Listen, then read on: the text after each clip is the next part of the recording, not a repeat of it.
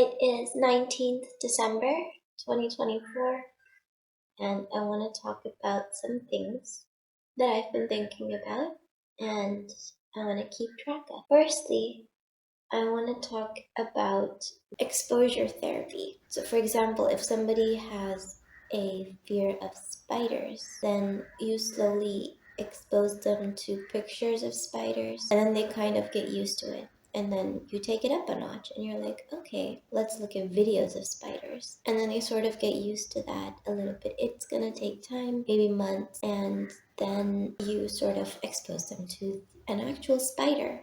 And so over time, their brain learns that this is not something that's going to kill me and harm me. So it learns to be okay with it. Now, this is not just something that is restrained to phobias. You can apply it to abstract concepts like our most primitive and deep rooted fear of death. It is a driving force for most of our emotions. Our fear of uncertainty, our fear of the dark, our fear of masks, all of these things have a root in the fear of death. So it drives us, essentially. It drives all living beings. And a lot of people cope with the fear of death by finding comfort in religion that tells them, oh, you're not really going to die, you're just going to an afterlife, which is going to be forever, so you don't need to worry. And the problem with not confronting your fear of death is that it makes you passive and it makes you docile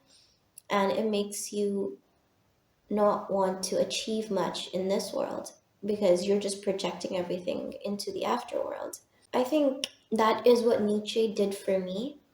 He allowed me to face my fear of death head on, and it took a while. It shattered my entire reality to think that this is it. I'm going to die and I'm not going to come back, and my existence will cease. It took 3 weeks to cope with that, frantically running around looking for answers. But once you accept it, you have this liberating feeling of potential, like you can do absolutely anything. You have the ability to do whatever you want. And that allows you to look inwards and find what's the biggest suffering, what's the biggest challenge that you can expose yourself to and overcome in order for greatness. So that is suffering as a path to growth in an external way, which is you take on your fear of death and you overcome it, and then you use that potential to bring about the change that you think is necessary into the world, which is very important. Everybody has that ability. And then the next is your internal voluntary suffering as a path to growth. So Carl Jung has this concept of the shadow, which is all of the traits within you that you fear or that you don't look at. All of those unwanted traits are your shadow.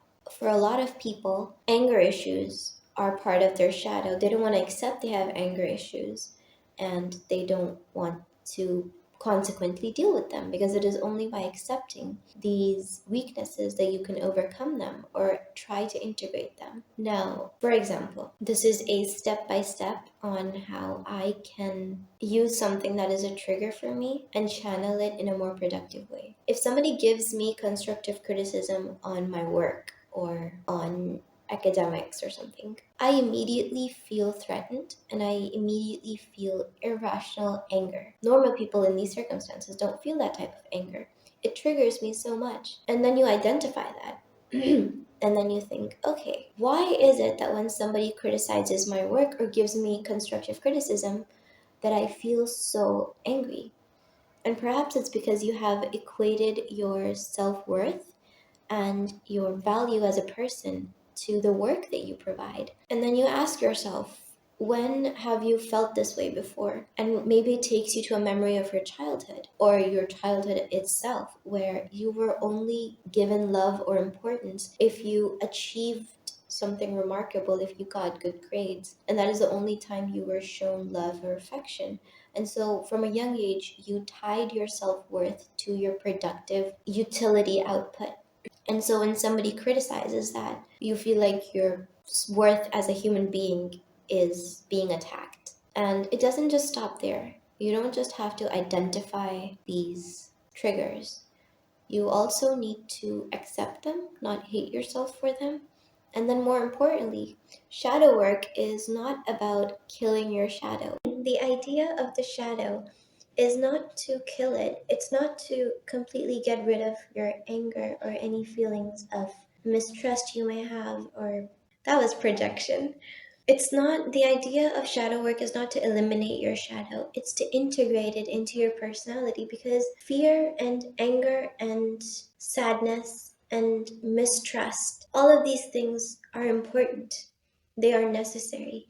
And your brain learned these behaviors because of experiences that you've had. So you need to productively integrate your anger into your process or your life in a way that benefits you instead of being counterproductive. And I think that is how you can have a wholesome external growth through Nietzsche and then internal growth through Jung. And both of those are equally important.